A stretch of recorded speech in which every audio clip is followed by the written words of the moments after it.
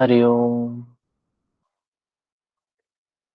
हम सभी 11वें अध्याय पर चर्चा कर रहे थे श्रीमद् भगवद गीता के, जिसमें 23 नंबर श्लोक तक पिछली चर्चा में हम लोगों ने देख लिया था। पीछे के श्लोकों को देखते हैं क्या-क्या बातें हुई हैं। 10वें अध्याय में तो भगवान कृष्ण ने अपनी मुख्य मुख्य विभूतियों के बारे में बताया है। प्रमुख प्रमुख विभूतियां कौन सी हैं, उनका वर्णन भगवान ने किया है। लेकिन अर्जुन को ये लगता है कि हमने सारी विभूतियों को जान लिया है। अब हमें कुछ जानना शेष नहीं है। हम सर्वज्ञ हो गए हैं। तो अर्जुन कहता है, मेरा सारा मोह नष्ट हो गया, सारा अज्ञान नष्ट हो गया।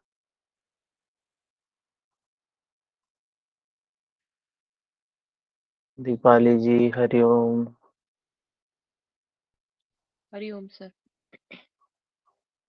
तो हम सभी पिछले अध्याय में, पिछले क्लास में 11वें अध्याय का 23 नंबर श्लोक देखे हुए हैं। उन श्लोकों को एक बार ऊपर से देख लेते हैं, क्या-क्या बातें बताई गई। तो अर्जुन प्रथम श्लोक में कहता है, मुझ पर अनुग्रह करने के लिए जो आपके द्वारा अध्यात्म में प्रवेश दिलाने वाला उपदेश कहा गया, उससे मेरा अज्ञान नष्ट हो गया। अर्जुन अज्ञानी था और उसे जो बातें सुनी, जो जो बातें उसने सुनी भगवान से, उससे उसका ज्ञान नष्ट हुआ। तो श्रुत ज्ञान भी महत्वपूर्ण होता है। अगर कोई व्यक्ति कोई ज्ञान की बात सुने ही ना, धर्म की बात सुने ही ना, तो कहाँ से सही मार्ग पर चल सकता है। लेकिन सिर्फ सुनने से ही कल्याण नहीं होगा। अर्जुन कहता है, मैंने भूतों की उत्पत्ति, प्रलय को आपसे विस्तार पूर्वक सुना है और आपका अविनाशी प्रभाव भी सुना है। आपका अविनाशी प्रभाव क्या है? वही जो नित्य है, जो शाश्वत है, जो सनातन है। अविनाशी प्रभाव, विद्या जी हरिओम। कह रहे उसको भी विस्तार पूर्वक सुना है। जो यहाँ पर संपूर्ण भूत हैं, पृथ्वी, जल, वायु, अग्नि, आकाश, ये सब क्या है? ये उत्पन्न और नष्ट हो रहे हैं, उत्पन्न और नष्ट हो रहे हैं, उत्पन्न और नष्ट हो रहे हैं। तो अर्जुन कह रहा है, उसको भी हमने जान लिया, उसको भी हमने सुन लिया और समझ लिया है। आप अपने को जैसा कहते हैं, ठीक वैसा ही है, इसमें कोई संदेह नहीं। अर्जुन कह रहा है, आपने जो जो बातें हमको बताई है, आप सच में वैसे ही हैं और वही हैं, उसमें कोई संदेह नहीं है। किंतु मैंने अभी तक सिर्फ सुना है आपको, आपकी बातों को। जैसे हम लोग भगवत गीता सुन रहे हैं, क्या सुन के तो ज्ञान हो ही रहा है ना। हम लोग भगवत गीता सुन रहे हैं तो एक ज्ञान तो हो ही रहा है। ऐसा तो है नहीं कि कोई परिवर्तन नहीं हो रहा है, ज्ञान हो रहा है। लेकिन सुनने के बाद मन में एक इच्छा आनी चाहिए। कौन सी इच्छा आनी चाहिए? करेंगे क्या आगे? क्या सुनकर प्रवचन करने लगे? क्या सुनकर तर्क वितर्क बहस करने लगे? या सुनकर आगे वो जो दर्शन की साधना है, देखने की साधना, उस पे आगे बढ़ने लगे? तो ये तो हमारा स्वयं का है ना, हमने किया क्या, करना क्या है हमें। तो अर्जुन कहता है मैंने सिर्फ सुना है प्रभु,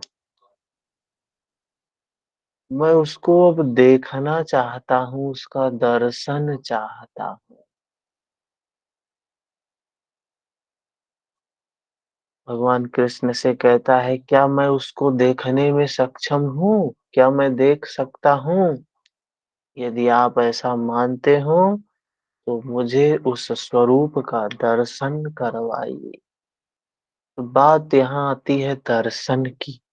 बहुत महत्वपूर्ण बात है ये, दर्शन की, देखने की, जिसको पश्यन्ति शब्द से प्रयोग किया गया, कहीं-कहीं पश्यन्ति शब्द बोला गया है। विपश्यन्ति, विपश्यति, यह संप्रज्ञात सम्यक प्रकार से ज्ञात जान लेने को भी कहा है कि वो देखना ही है वो। तो 4 नंबर श्लोक में बताया, क्या मैं उसको देख सकता हूँ? अपने स्वरूप को मैं देख सकता हूँ, आपके स्वरूप को देख सकता हूँ? यदि ऐसा संभव है तो मुझे दर्शन करवाइए। भगवान कृष्ण ने प्रतिवाद नहीं किया।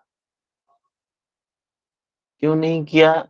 क्योंकि वो उनका अनन्य भक्त है, उनका सखा है। तो कोई अपने भक्त को किसी चीज़ के लिए, अपने सखा को कोई किसी चीज़ के लिए कैसे मना कर सकता है? तो भगवान श्री कृष्ण कहते हैं, पश्य में पार्थ रूपाणि, मेरे सैकड़ों हजारों नाना प्रकार के, नाना वर्ण के, आकृति वाले दिव्य स्वरूप को देख। अर्जुन को अपना स्वरूप दिखाते हैं, लेकिन अर्जुन क्या होता है, अपनी आँखों को बंद कर लेता है। क्यों कर लेता है? उस स्वरूप को कोई व्यक्ति इतना आसानी से नहीं देख सकता है। उस नित्य के स्वरूप को हम चाहे, हमने श्रुत ज्ञान हो गया, हमारे हमने सुन लिया, भगवत गीता सुन ली, योग सूत्र सुन लिया, अध्यात्म के सारे पॉइंट्स समझ लिए। क्या समझने के बाद हम उस लायक हो गए? उस लायक हो गए कि हम उसका दर्शन कर सकेंगे नित्य का? उस नित्य का साक्षात्कार कर सकेंगे? क्या हमारी ऐसी स्थिति हो गई है? तो नहीं हुई है। उसके लिए ही महर्षि पतंजलि बताते हैं अष्टांग योग है। योगांगनुष्ठान अशुद्धि क्षय ज्ञान दीप्ति। वो ज्ञान की जो दीप्ति है ना, वो जगी नहीं है अभी हमारी। हमने श्रुत ज्ञान तो कर लिया, चिंतन वाला ज्ञान तो कर लिया, लेकिन वो भावनामयी जो प्रज्ञा है वो नहीं जाग पाई है। तो अर्जुन, अब मेरे शरीर में एक ही स्थान पर स्थित हुए चर अचर सहित संपूर्ण जगत को देख। अर्जुन को भगवान श्री कृष्ण कहते हैं कि दर्शन कर कि मेरे ही भीतर सब कुछ समाया हुआ है। लेकिन बड़ी कठिन बात है कि उसका दर्शन कर पाए कोई। अर्जुन नहीं देख पाता है उनके स्वरूप को। फिर क्या कहते हैं आगे? अर्जुन नहीं देख पाता है, आँखों को बंद कर लेता है। सच्चाई का दर्शन हमें भी नहीं होता है। सत्य कोई नहीं देखना चाहता है। हम बात तो खूब धर्म की करते हैं, अध्यात्म की करते हैं, लेकिन सच्चाई को देखना नहीं चाहते हैं। सच्चाई को स्वीकार करना नहीं चाहते हैं। अर्जुन, तू मुझे अपने नेत्रों द्वारा, बौद्धिक दृष्टि द्वारा देखने में समर्थ नहीं है। अब यहाँ बात इसको समझनी है कि कोई व्यक्ति प्रवचन खूब कर रहा है, कोई व्यक्ति दिव्य दृष्टि उसके पास नेत्र अच्छे नेत्र हैं तो उसको देख नहीं सकता है। उस परमात्मा को, उस ब्रह्म को नहीं देख सकता है। कैसे देख सकता है और कौन देख सकता है? जिसके अंदर वो ज्योति होगी, वो विवेकज ज्ञान होगा, वो प्रज्ञा होगी, वही उसको दर्शन कर सकता है। स्वचक्षुषा क्या बोला है यहाँ पे? न तु माम शक्य से द्रष्टुम अनेनैव स्वचक्षुषा दिव्यं ददामि ते चक्षुः पश्य मे योगमैश्वरम्। अर्जुन से कहते हैं तू स्वयं अपने चक्षु के द्वारा स्वचक्षुषा द्रष्टुम अनेनैव, तू मुझे अपने नेत्रों द्वारा, बौद्धिक दृष्टि द्वारा देखने में समर्थ नहीं है। अपने नेत्र, ये अपना नेत्र क्या है? मेरा दृष्टिकोण जो आता है, मेरा दर्शन। अब अभी कहीं बाहर किसी के पास बैठ जाओ, चर्चा करने लगो, तो हर व्यक्ति अपना-अपना दृष्टिकोण, नहीं, नहीं ये सही नहीं है, ये सही है, ये सही नहीं है, ये सही है, ये ऐसा है, ये वैसा है, इसको ऐसे होता है, ये वैसे होता है। किसी भी पॉइंट पे आप बैठ जाओ, तो 2 लोग आपके साथ होंगे, 10 लोग आपके अगेंस्ट खड़े रहेंगे। तो क्या उन 10 लोगों ने दर्शन कर लिया है क्या उसका? नहीं किया है। वो सिर्फ बुद्धि के स्तर पे बोल रहे हैं, बोल रहे हैं। भगवान क्या कह रहे हैं? मैं तुझे दिव्य दृष्टि देता हूँ। ये दिव्य दृष्टि क्या है? अलौकिक दृष्टि क्या है? भगवान कृष्ण वही बात बोल रहे हैं, महर्षि पतंजलि वही बात बोल रहे हैं। तस्य सप्तधा प्रात भूमि प्रज्ञा। ये प्रज्ञा की बात कर रहे हैं। कह रहे तुझे मैं प्रज्ञा, दृष्टि है, वो देखने का नजरिया है, जो जैसा है उसको वैसा देखने का नजरिया है, जिससे तू मेरे प्रभाव और योग शक्ति को देख। अर्जुन कह रहे हैं, भगवान श्री कृष्ण कह रहे हैं, जिससे तू मेरे प्रभाव को,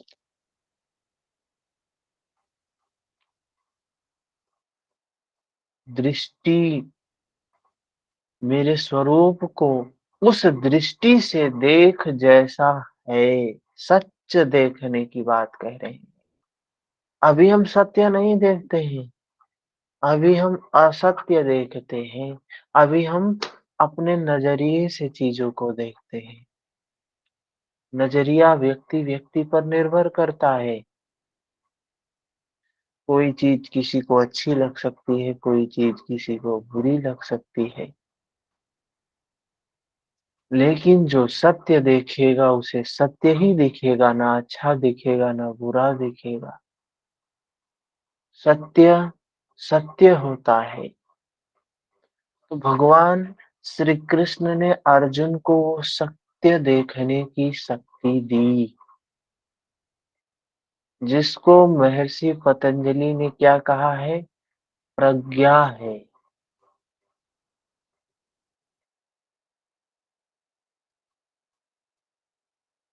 और हठ योग के अंगों में कहा है क्या?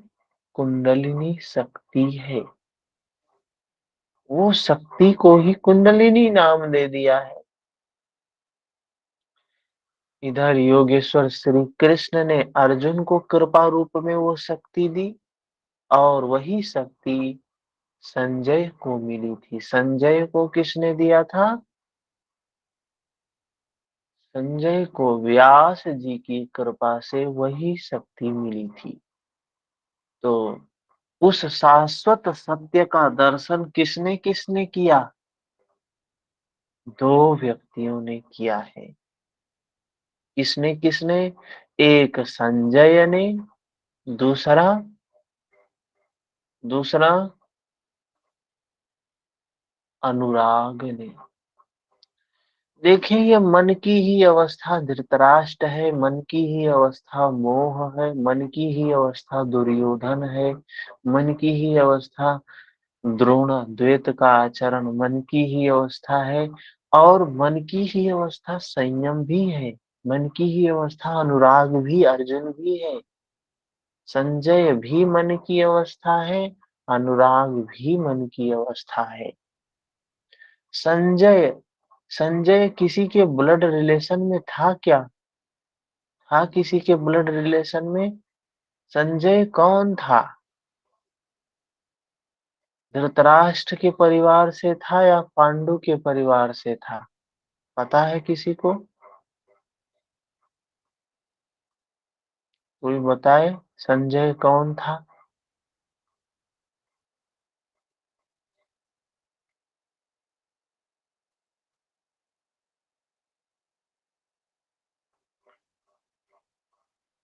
धृतराष्ट्र के परिवार से थे सर। धृतराष्ट्र के साथ में तो थे, लेकिन थे कौन? धृतराष्ट्र के पुत्रों में थे वो? कौन था वो? कुछ वर्णन मिलता है ऐसा क्या? सर मैंने अभी तक तो नहीं इस तरह पढ़ा है वर्णन कहीं। तो ये संजय संजय को दिव्य दृष्टि मिली। संजय योग की अवस्था है, संजय संयम है, धारणा ध्यान समाधि की अवस्था है। तो ये हमारा मन जब इसमें होता है तो उसका ज्ञान होता है इसको। संजय वो है जो ना पुण्यमयी प्रवृत्ति से संबंधित है, ना पापमयी प्रवृत्ति से संबंधित है, ना क्लिष्ट वृत्ति से संबंधित है, ना अक्लिष्ट वृत्ति से संबंधित है। और अनुराग कौन है? पुण्य से संबंधित है या अपुण्य से संबंधित है? अनुराग पुण्यमयी प्रवृत्तियों से संबंधित है, अर्जुन पुण्यमयी प्रवृत्तियों से संबंधित है। भगवान ने बताया है कि हम पुण्यमयी प्रवृत्तियों में ये हूँ। गुलशन जी हरिओम। तो अनुरागी को एक तो उस सत्य का दर्शन हो सकता है, उस दिव्य दृष्टि की प्राप्ति एक अनुरागी को हो सकती है।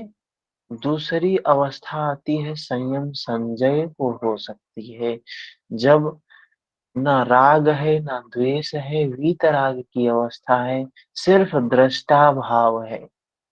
और संजय को फर्क नहीं पड़ता था चाहे पांडु की ओर से सेना से कोई मरे या धृतराष्ट्र के पुत्रों की ओर की सेना से कोई मरे, संजय को कोई फर्क नहीं था। संजय कैसे था? निर्लेप था। पदम पत्र मिवाम्भसा, जैसे पद्म होता है ना, कमल होता है ना, वैसे ही संजय सबसे परे था, सबसे ऊपर था। सही बात है ना? तो निर्विकार भी संजय कह ने भी, हाँ संजय की वो अवस्था थी, उसे दुख नहीं होता था, उसे खुशी नहीं होती थी। चाहे धृतराष्ट्र के पुत्र मरे तो दुख नहीं होता था, मारे तो खुशी भी नहीं होती थी। संजय सिर्फ क्या करता था? संजय सिर्फ जान लेता था, उसको साक्षी भाव से देख लेता था। बताता किसको था? अज्ञान रूपी धृतराष्ट्र को। अज्ञान रूपी धृतराष्ट्र हमारे मन की ही एक अवस्था है, जो जानता है, सुनता है तो दुखी होता है, व्याकुल होता है, क्रोधित होता है, द्वेष उत्पन्न करता है, घृणा उत्पन्न करता है। ये भी हमारे मन की ही एक अवस्था है। ये भी बात आप सभी समझ रहे होंगे। समझ में आया? तो तो सर इस तरह से ये गीता एक तरह से कहीं मन के स्तर पर है सर। क्या ये सारा खेल सारा जो महाभारत है ये हमारे मन का ही विषय है। बाहर का हम मना नहीं कर रहे हैं। कुछ लोग खड़े हो जाएं तलवार लेके, नहीं नहीं आप ऐसे कैसे बोल सकते हैं, भारत में महाभारत हुआ था, भारत में ये जगह है, ये लोग थे। हाँ भाई थे, अच्छी बात है, लेकिन उससे हमारा कोई भला नहीं होने वाला है। ये जो भगवान श्री कृष्ण एक योगी थे, और एक योगी संपूर्ण मानवता के कल्याण की बात कर रहा है। ये सिर्फ प्रतीक मात्र है, जो जो बाहर है वो सब प्रतीक मात्र है। हम कहें काया ही काशी है, तो कहें नहीं, क्या काशी नहीं है बाहर? बाहर भी काशी है। लेकिन काशी में लोग हजारों लोग रोज मरते हैं, तो क्या सारे हजारों लोग मुक्त हो जाते हैं क्या? कोई मुक्त नहीं होता है। लेकिन भगवान श्री शिव ने भी बोला है कि काशी में जो मृत प्राण त्यागेगा वो मुक्त हो जाएगा। तो क्या हम मुक्त, जो काशी में मर रहा वो मुक्त नहीं हो रहा है? नहीं हो रहा है। क्यों नहीं हो रहा है? काशी बाहर है। ये बाहर काशी में मरने से मुक्ति नहीं होगी, अपने काशी में मरने से मुक्ति होगी। हर व्यक्ति, हर पुरुष, हर चेतन शक्ति को एक काशी मिली हुई है, जो काया रूपी काशी है। इसमें ध्यान लगाने से, इसमें होने से हमें मुक्ति प्राप्त होगी। हम मरने का समय आ जाए तो हम काशी चले आए। हमने देखा है एक दो घर है यहाँ पे जहाँ लोग बहुत मरने लोग के लिए काशी आते करवट हैं। के लिए जाते हैं ना सर, काशी करवट के लिए जाते हैं, वहाँ मुक्ति धाम भवन भी है सर, बना हुआ, लोग हाँ रहते हैं। हाँ हाँ, हमने देखा है। तो क्या वो लोग वाकई में मुक्त हो जाते हैं? ये मुक्ति का इतना सरल मार्ग है क्या? मतलब हम जीवन भर पाप करें, दुष्कर्म करें, चोरी करें, हिंसा करें, झूठ बोलें, और मरने का जब समय आए तो बच्चों से कह दे भाई हॉस्पिटल मत ले जाना, सीधा काशी ले जाना, और काशी में भी हॉस्पिटल है, उसी में एडमिट कर देना, वहीं मर जाए। अरे सर इस ऐसे पर मूवी मुक्ति मिलती? बनाए, हॉलीवुड वाले मूवी बनाए हैं मुक्ति धाम, देखना चाहिए सर, उसमें हम्म लोगों को हम्म वो हम्म दिखाए। हम्म। तो यही है, अध्यात्म के नाम पे हम कहाँ जा रहे हैं? अरे हम, भगवान बुद्ध से किसी ने पूछा कि ये जो मूर्ति पूजा है, ये है, ये है, ये इसके बारे में आप क्या कहना चाहते हैं? करना चाहिए या नहीं करना चाहिए? तो भगवान बुद्ध ने बड़ा अच्छा जवाब दिया कि करना चाहिए या नहीं करना चाहिए ये तो हम कुछ नहीं कहेंगे, लेकिन इतना जरूर जानते हैं कि मिट्टी की मूर्ति, मिट्टी का मूषक बना के, कितना भी कुशल कारीगर क्यों ना हो, कितना भी कुशल कारीगर क्यों ना हो, मिट्टी का मूषक बना के बिल्ली के सामने रख दो तो वो देखेगी भी नहीं। उसके नजदीक जाने की तो बात ही दूर की है, वो उसे देखेगी भी नहीं। तो पता नहीं ये मनुष्य क्यों नहीं समझता है। मनुष्य उस बिल्ली से भी गया गुजरा हो गया है, कि जो सच्चाई को समझना ही नहीं चाहता है, समझना ही नहीं चाहते हैं। अभी यहाँ चार छह लोग हैं, यही बात अगर बाहर बोले तो ये विवाद का विषय होगा, तर्क वितर्क का विषय होगा। तो कहेंगे कि जी आप हमारे वेद। बिल्कुल हम्म, बिल्कुल बोल रहे हैं, मैं कभी किसी से बोलता हूँ तो उन्होंने बहुत गलत बोल देते हैं, बोलते हैं गलत पढ़ लिया है आपने, तो हाँ मैं कहेंगे बोलता कि हूँ भटक गए हो, भटक गए हो, ये चले गए हो, वो हो गए हो, इस तरीके की भावनाएं। क्यों कहेंगे आप वेदों के खिलाफ बोल रहे हैं? क्या हम भगवत गीता के खिलाफ बोल रहे हैं? क्या हम वेदों के खिलाफ बोल? हमने समझा नहीं वेद क्या कह रहे हैं, गीता क्या कह रही है, हमने समझा नहीं। गीता संपूर्ण वेदों के भाग है, उपनिषद। और संपूर्ण उपनिषदों का सार है, मक्खन है गीता। ठीक है, गीता अगर हम पढ़ रहे हैं तो सभी वेद को समझ रहे हैं, सभी उपनिषद को समझ रहे हैं। लेकिन हमने कहीं वेद गीता में कहीं देखा ऐसी चीजें? और जो चीजें भगवान कृष्ण बता रहे हैं, तार्किक बता रहे हैं, साइंटिफिक बता रहे हैं, मान्यता नहीं है, कल्पना नहीं है। कहीं भी कल्पना का नामो निशान हो तो बताए। और समाज में जो धर्म के नाम पे, अध्यात्म के नाम पे चल रहा है, सिर्फ कल्पना ही कल्पना चल रही है, सिर्फ कल्पना ही कल्पना चल रही है। कहाँ जाएंगे? झूठे लोग जो होते हैं ना, वो लड़ने के लिए तैयार हो जाते हैं। जो सही होता है ना, वो कहता हाँ भाई चल, तू ही महान है, तू ही ज्ञानी है, तू ही ठीक है, मैं गलत हूँ, मैं गलत हूँ। जो झूठे लोग होते हैं वो झुकना कतई नहीं चाहते हैं। क्यों? क्योंकि उनका पूरा अस्तित्व उसी पर निर्भर होता है। और जो सत्य को जानता है, उसे तर्क के माया जाल में पड़ना ही नहीं है। चल भाई, तू ही महान, तेरा उससे भला हो रहा है ना, तुझे ये चीज लग रही है ऐसी सही है तो ठीक है, उसको ही ऐसे करता जा। मन के विकार निकलने चाहिए। मेन उद्देश्य हमारा क्या है?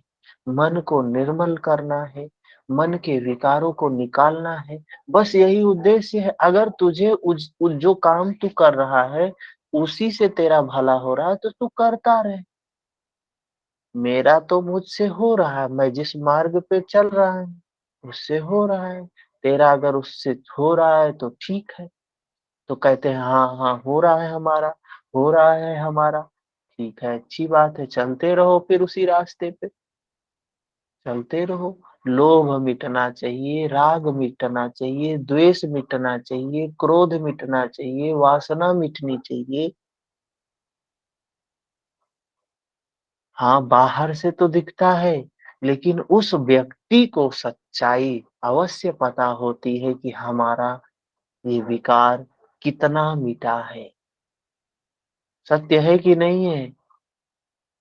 जी सर, ये बिल्कुल बात सही है सर। लोगों में रत्ती भर का फ़र्क नहीं पड़ता है, ये अनुभव भी हम लोग करते हैं। थोड़ा कभी भी किसी से होता है तो अ, थोड़ा-सा तो खराब लगता है, तो हम अनुभव करते हैं ना कि हम मेरे हम अगर सिर्फ मेरे अंदर अभी बाहर, थोड़ा विकार वासना है, ये सब चीज़ हम अनुभव ही हमें होता है। हम बाहर कुछ भी कर ले, बाहर कुछ भी कर ले, लेकिन हमारा मन हमें सच्चाई बताता है कि हाँ, अभी हमारे अंदर क्रोध है, हमारे अंदर द्वेष है, हमारे अंदर वासना है, हमारे अंदर घृणा है। ये हमारा मन हमें तो स्वयं ही बताता है। हम किसी को बताए या ना बताए, कोई जाने या ना जाने, लेकिन हम तो जानते ही हैं अपने बारे में कि हम कितने अच्छे हैं, हम कितने बुरे हैं। हमें अपने आप में खुद के बारे में अच्छा बनना है। हमारा मन हमें एक-एक चीज बताता है, लेकिन बात यही है, वो दृष्टि नहीं मिली हमें देखने की। कौन-सी दृष्टि? जो अर्जुन को भगवान कृष्ण ने दिया। वो दृष्टि सबको नहीं मिलती है, वो दृष्टि सिर्फ 2 ही व्यक्ति को मिलती है। किसको-किसको? एक तो अर्जुन को संजय मिली, संजय को। तो अर्जुन जो अनुरागी होगा वही प्राप्त कर सकता है उस दृष्टि को। अनुरागी व्यक्ति तार्किक, अर्जुन तार्किक था।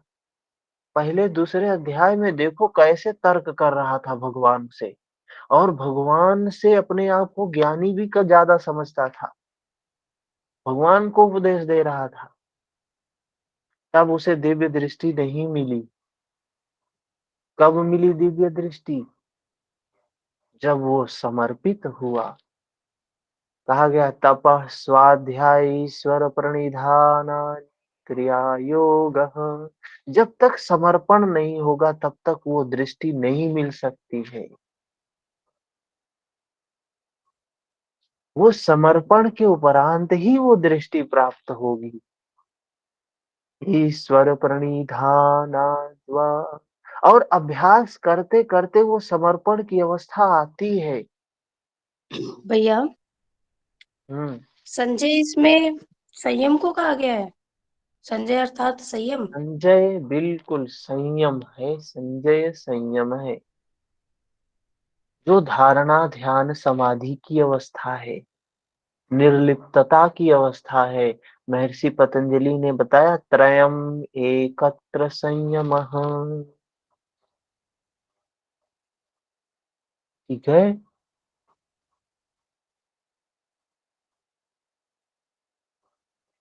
तो महायोगेश्वर संजय बोलता है, किससे बोलता है?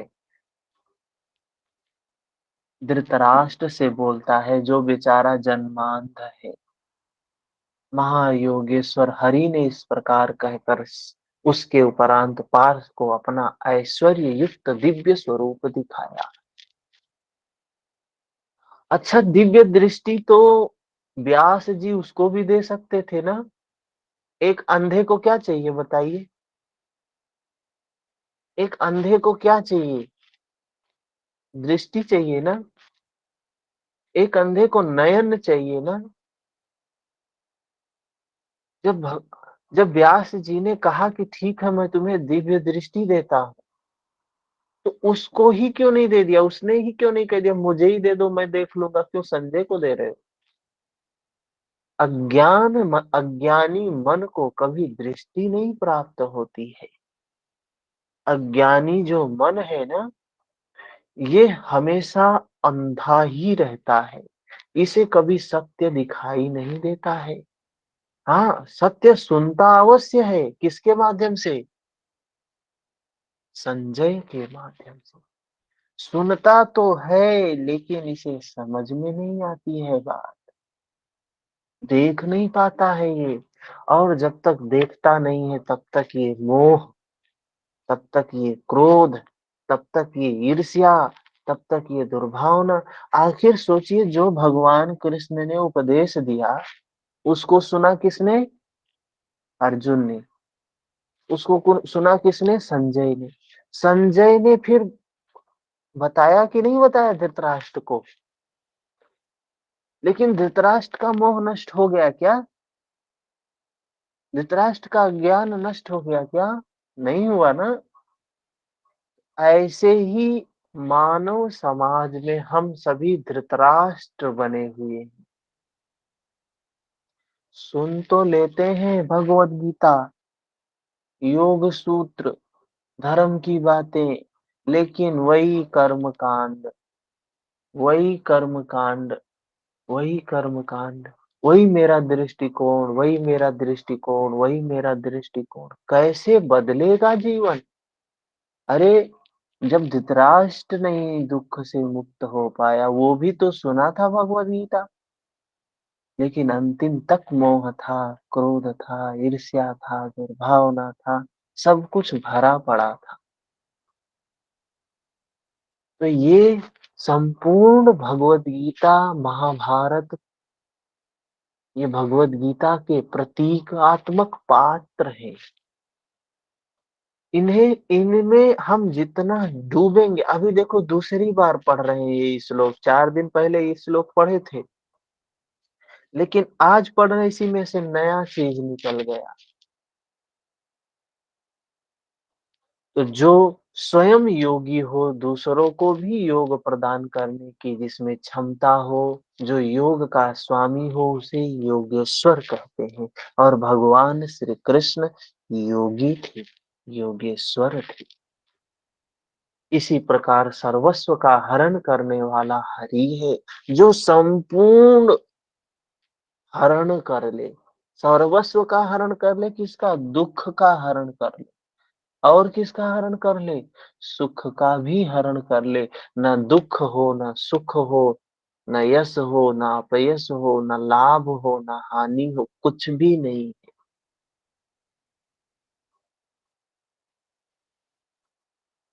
सब पापों के नाश के साथ सर्वस्व का हरण करके अपना स्वरूप देने में जो सक्षम है, वही हरि है। उसी को कहे हरि ओम तत्सत। वो हरि जो सभी कुछ हरने वाला है, ओम स्वरूप है, तत्सत वही सत्य है। भगवान ने ओम को क्या कहा है? मेरा वाचक है ओम, मैं नहीं हूं, मेरा नाम है।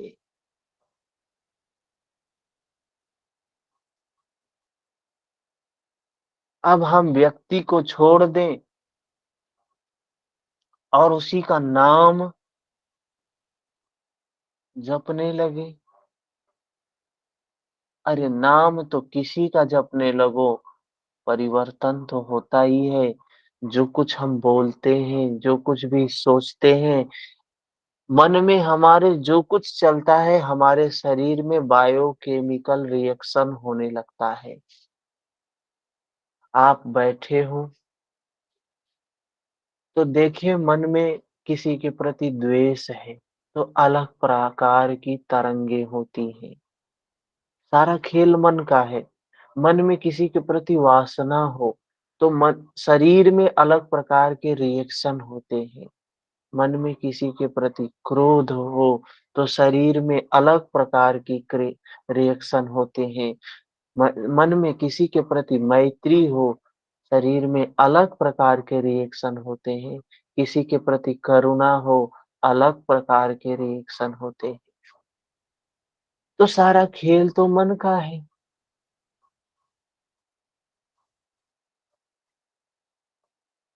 तो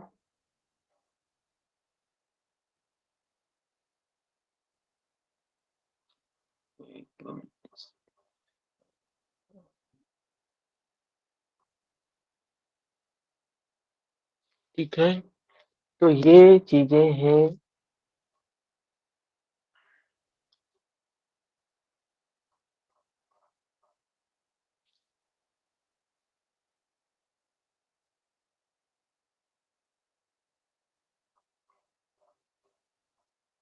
आगे क्या बताया 10 नंबर श्लोक में?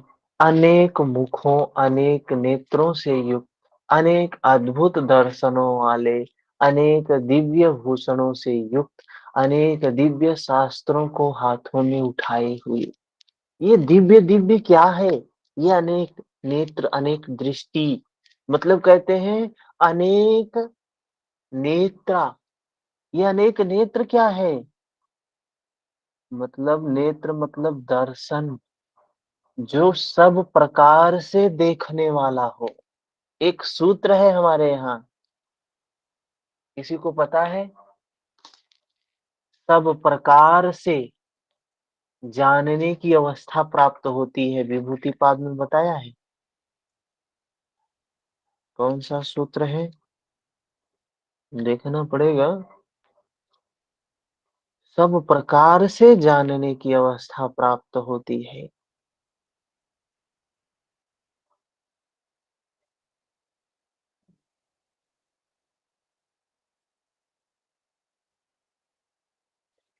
सूत्र है,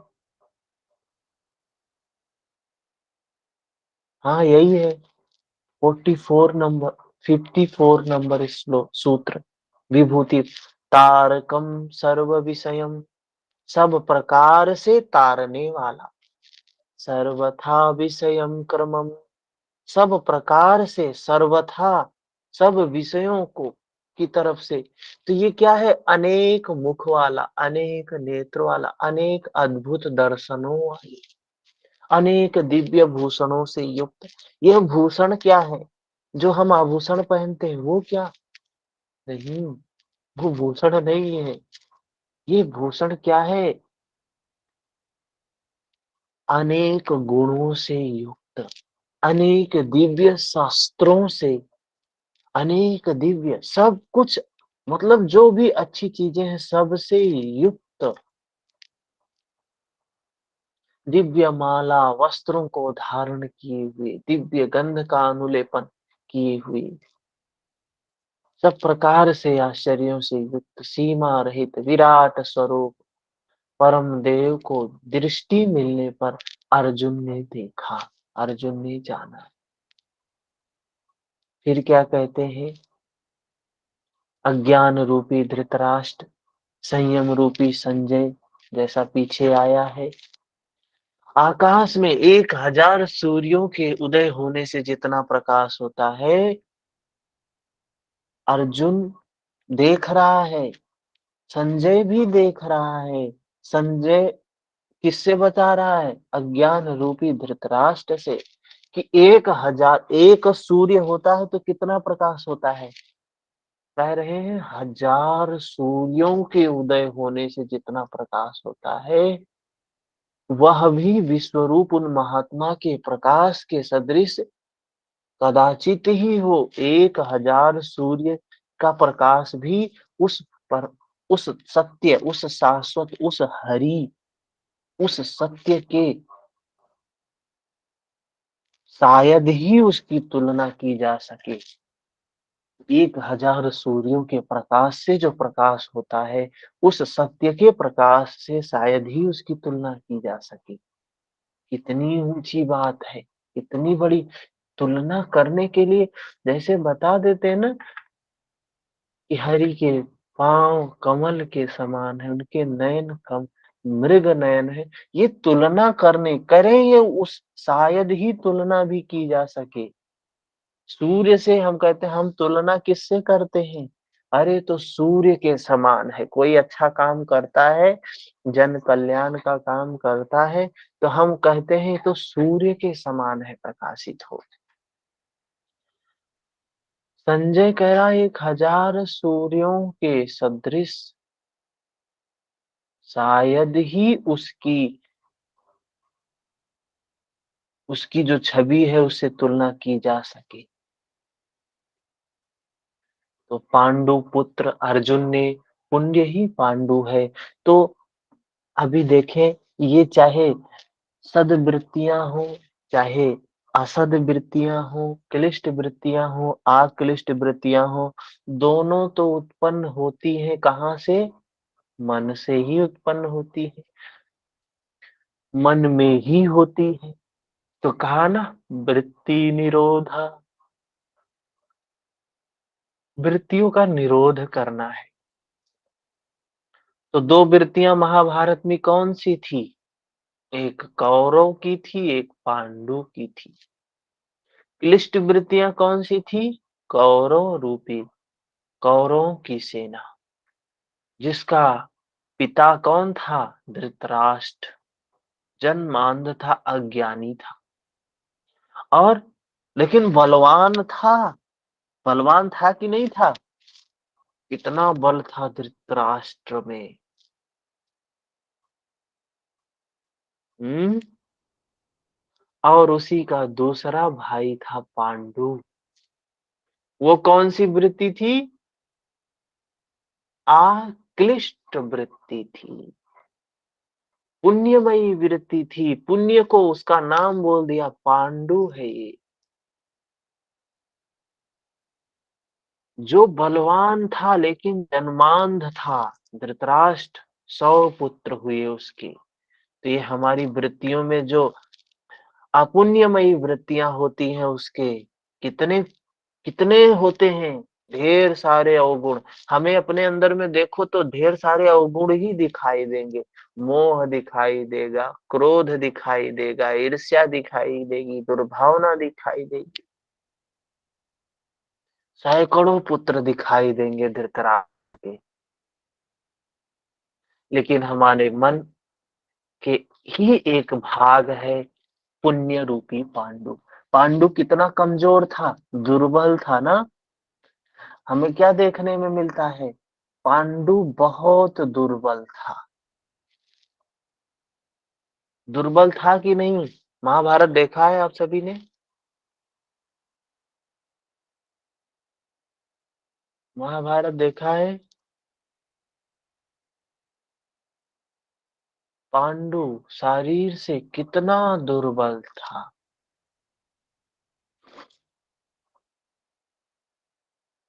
और उसके 5 पुत्र होते हैं। 5 पुत्र होते हैं तो पुण्यमयी जो प्रवृत्तियां हैं हमारी, जो आक्लिष्ट वृत्तियां हैं।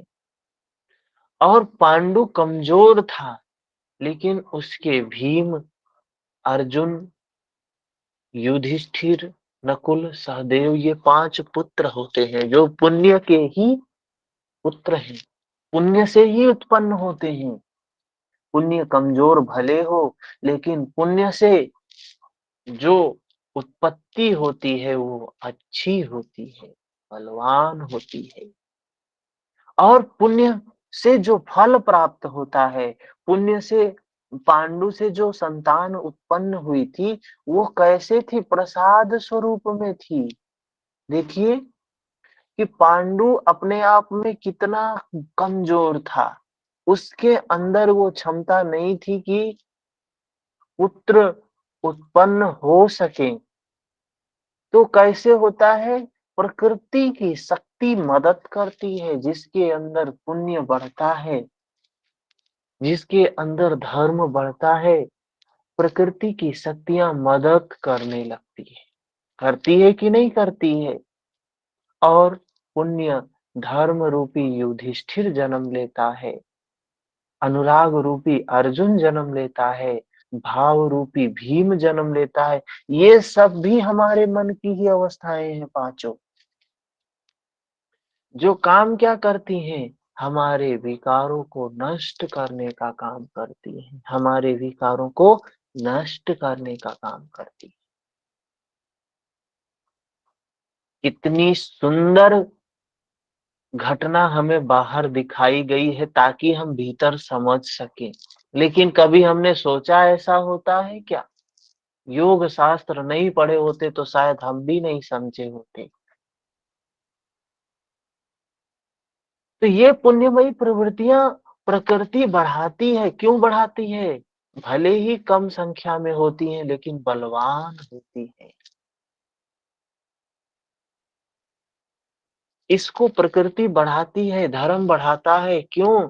ताकि ये जो दो विजातीय शक्तियां हैं, जो अपुण्य रूपी हैं, उनका नाश कर सके। तो धृतराष्ट्र के पुत्रों का नाश कौन करता है?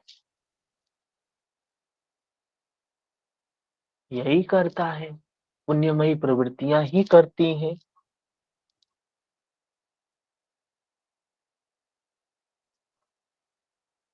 उस समय अनेक प्रकार से विभक्त हुए संपूर्ण जगत को उन परम देव के शरीर में एक जगह स्थित देखा अर्जुन ने। पुण्य रूपी पांडु के पुत्र अनुराग रूपी अर्जुन ने सब तरफ उस ईश्वर के स्वरूप को देखा। इसके पश्चात आश्चर्य से युक्त हर्षित रोमों वाला वह अर्जुन परमात्मा देव के को सिर से प्रणाम करके हाथ जोड़कर बोला। यहाँ अर्जुन ने अंतःकरण से नमन किया है। यहाँ अर्जुन ने अंतःकरण से नमन किया है और कहा है, क्या कहा है? अर्जुन दर्शन के बाद बोलता है, पश्यामि देवांस्तव देव देहे सर्वांस्तथा भूत विशेष संघान ब्रह्मांडमीशं कमलासनस्थ ऋषिश्च सर्वानुरगांश्च दिव्यान्। क्या कहा? हे देव, मैं आपके शरीर में संपूर्ण देवों को, अनेक भूतों के समुदाय को, कमल के आसन पर बैठे हुए ब्रह्म को, महादेव को, संपूर्ण ऋषियों को, दिव्य सर्पों को देखता हूँ। अर्जुन कह रहा है भगवान कृष्ण से कि ये सारे लोग आप में हैं। अरे भगवान कृष्ण क्या थे? योगी थे, धर्म रूपी थे, धर्म के प्रतीक थे। अर्जुन ने दर्शन किया। तो जब हम इस काया में उस सत्य को देखने लगते हैं, तो हमें ये सब दर्शन होता है कि सब कुछ हमारे भीतर है। बाहर बेवजह हम भटक रहे हैं।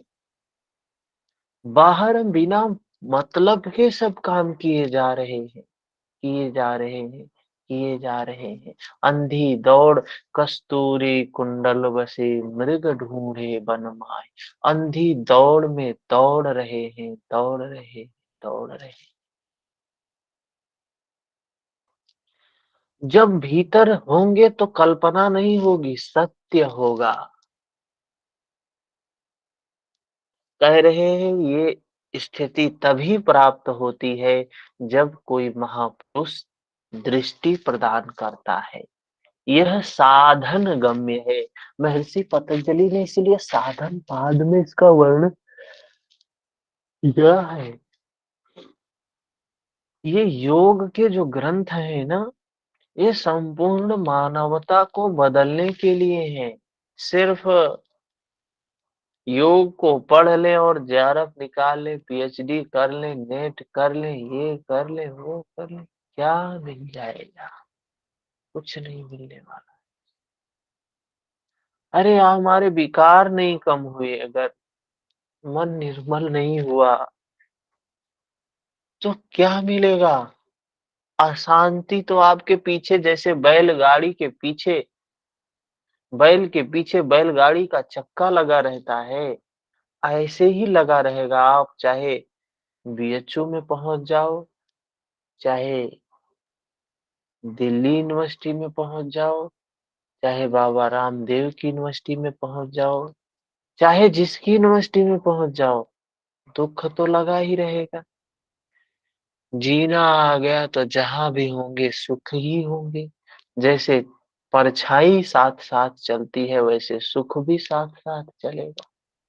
भय समाप्त हो जाएगा, फिर भय नहीं रहेगा किसी चीज का। जहां रहेंगे निर्भय रहेंगे। भगवान शिव का स्वरूप है, निर्भय है, अभय है, आनंद में है। ये अवस्था हम सबको भी प्राप्त हो सकती है, लेकिन योग के मार्ग पर चलना पड़ेगा, बिना चले नहीं होगा।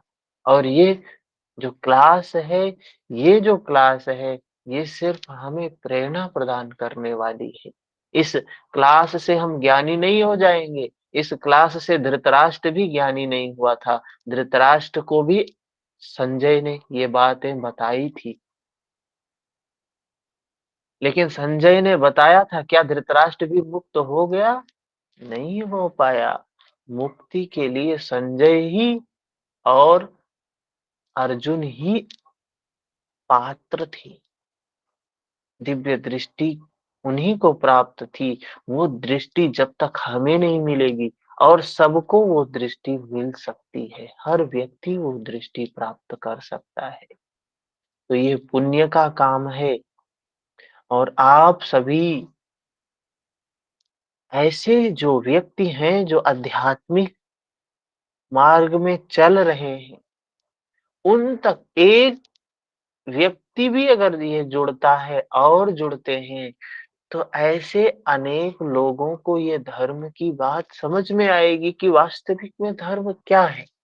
गीता में वास्तविक में क्या चीजें कही गई हैं। हम सिर्फ कल्पना ही जी रहे हैं, कल्पना में जी रहे हैं, ऐसे भटक रहे हैं। जीवन की सच्चाई समझ में आएगी, शायद मार्ग भी मिल जाए, चलने भी लगे, शायद प्राप्ति भी हो जाए। बड़ा दुर्लभ है। भगवान बुद्ध ने भी कहा है, शुद्ध धर्म की बात सुनने को मिल जाए, बड़ी दुर्लभ बात है। तो ये क्लास लेने का एक मनोभाव होता है। तो कहीं कभी व्यस्त है तो नहीं हो पाता है, क्योंकि ये क्लास जो होती है ना, भाग दौड़ भरे जिंदगी में नहीं संभव हो पाती है कि ले सके। उस क्लास के लिए एक मनोभाव निर्मित होता है। वो भाव से ही क्लास लिया जा सकता है, मैकेनिकल नहीं लिया जा सकता है। मैकेनिकल होंगे तो पता चलेगा।